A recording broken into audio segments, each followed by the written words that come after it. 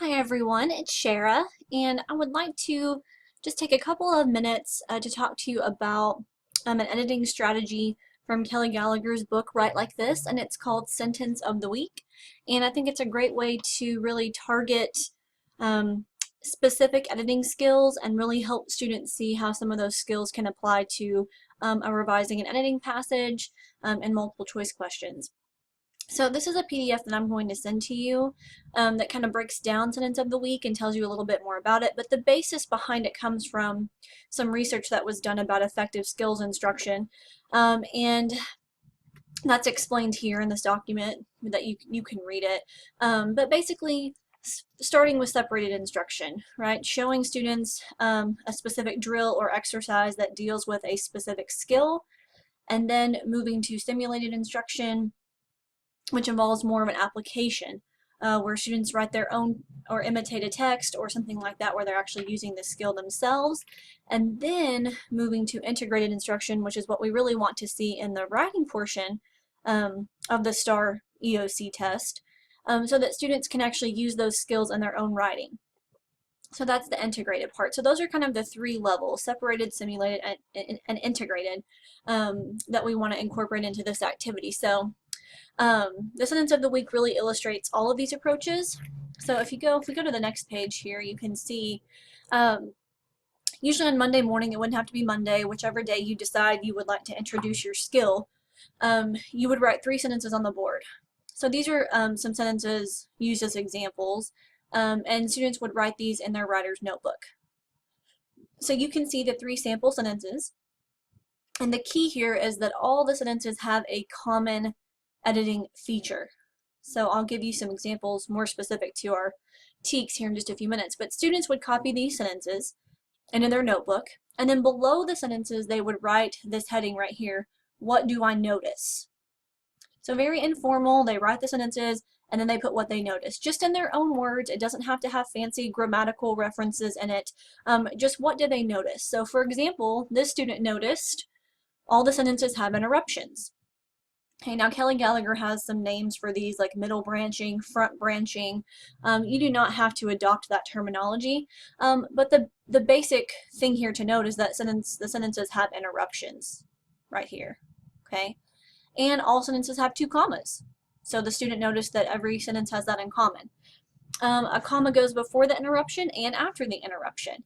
If you take the interruption out, the sentence should still make sense. So again, those are all things just in a student's own words that he or she noticed about the sample sentences above.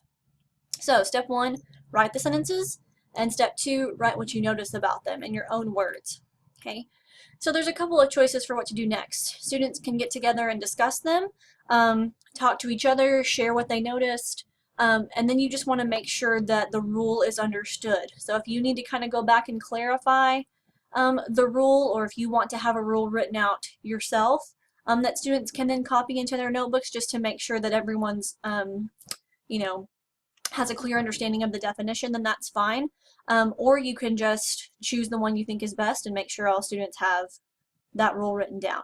Then the last step would be this piece right here where it says imitate. So underneath what they noticed right here, they would write imitate. So once they've written imitate, then sorry, I got an email. Let me go on. Anyway, so then they would write imitate. And once they've done that, then they will write at least 3 sentences. It could be more, but 3 sentences in which they use the same skill. So in this case, students would be asked to write 3 sentences on their own that look similar to this. So 3 sentences with an interruption and commas of some kind. Okay, and if the teacher needs to model a few more, then that's fine too. But the students can use the examples you've already given them as kind of their model for their own sentence.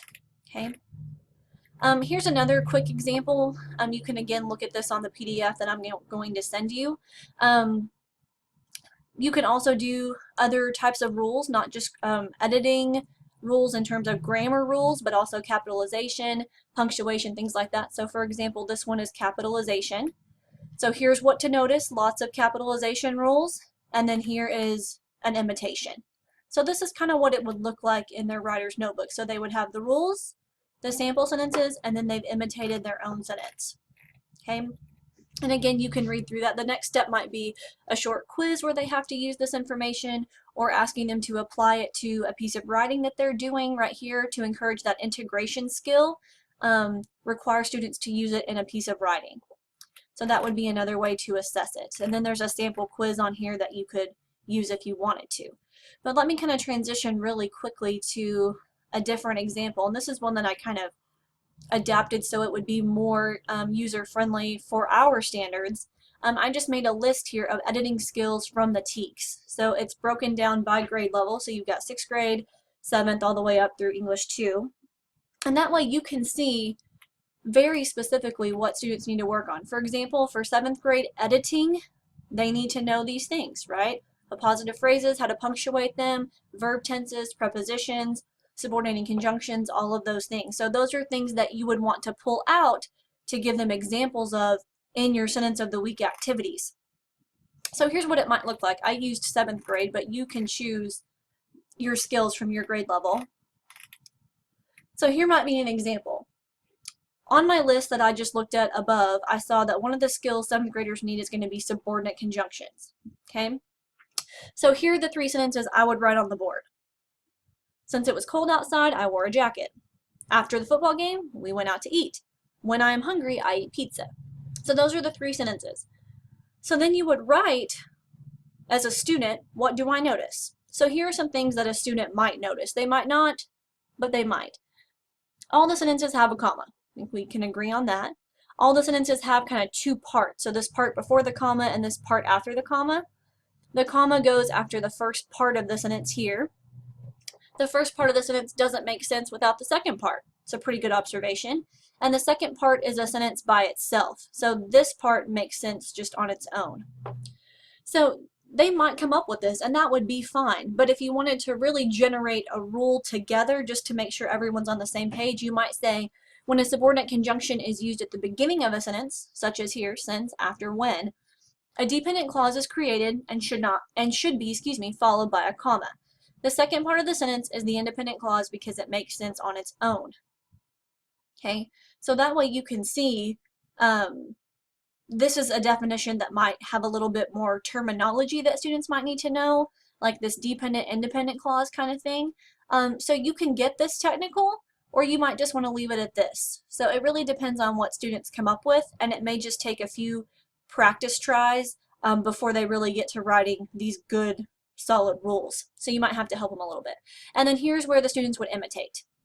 Before a major test, I have to study. Because Johnny stayed out late, he got grounded. Since I love pizza, I eat it every night. Okay, so they have observed and analyzed these sentences. They've come up with what they noticed about the sentence, and then they've imitated it in their own style. Okay, then I also listed here, you might even want to give them a list of subordinate conjunctions before they start writing, just so they can kind of see. It's something they could keep in their folder, just as an easy reference. And the thing I like about subordinate conjunctions is that this can really help them with their writing. Like, these words are great ways for them to change up their sentence structure. So really they're getting some revision practice because we don't have to start every sentence with the same word. So this kind of helps them see that they can change up the structure of their sentences, and that will also help them with varied sentence structure, which is something that they're graded on in writing pieces. So that's kind of a win-win kind of deal. And then just the last piece here, just so you can kind of see where this is all connecting back, the application to the STAR EOC. This is an editing question I pulled off of the 7th grade release test. After 2 different investigations and the testing of approximately 200 cookie and drink combinations, Fisher announced the team's findings. So here you can see the answer choices, and of course the correct answer is that a comma is needed after combinations because, again, after is a subordinate conjunction. So that way students can see, you know, here's the rule, but if I know the rule, then I know that has to be the right answer because I know my subordinate conjunctions and I know it comes at the beginning of the sentence. Okay, so that's just so students can see the application, and then you could also go through a released test or a benchmark and break it down like this and then kind of connect it to the different sentence patterns just like we did here. So that kind of helps you break down to what skills students need to work on. So thanks for tuning in.